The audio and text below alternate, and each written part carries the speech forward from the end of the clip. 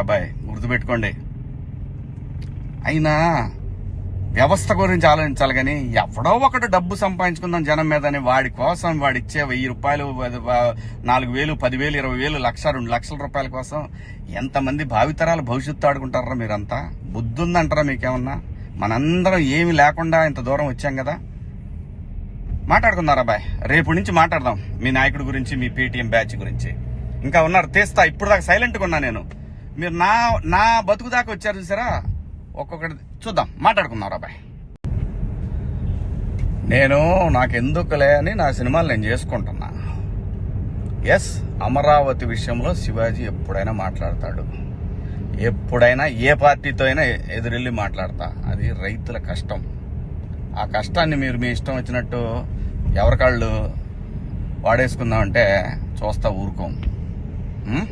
ఏంటి, నేను ఈ సినిమా రిలీజ్ ముందు ఇచ్చిన ఇంటర్వ్యూ మీ అందరికి చాలా ఇబ్బందిగా అనిపించింది కదా. నేను ఎప్పుడైనా మాడతా గురు, ఎవడికి భయపడను. మీలాగా ఆడెవడో ఇచ్చే పేటీఎం డబ్బుల కోసం నా బతుకు నడిస్తే చాలులే అని అనుకుని పోయే రకాన్ని కాదు నేను. అలాగైతే మీ అందరూ తెలుసో లేదో, నేనే ఒక వ్యవస్థను ఏర్పాటు చేయగలిగినోడిని నేను కాదు. ఈ బతుకిచ్చింది మనకి జనం, అది నాకైనా రాజకీయ నాయకులకైనా. మధ్యలో పేటీఎం గాళ్ళు ఉన్నారు చూసారా మీరు. మీ అందరూ ఈ సినిమాని ఆపగలరేమో, మీరు శివాజీని ఆపలేరుగా. ఏంటి, సినిమాని ఎలా ఆపగలరు మీరు?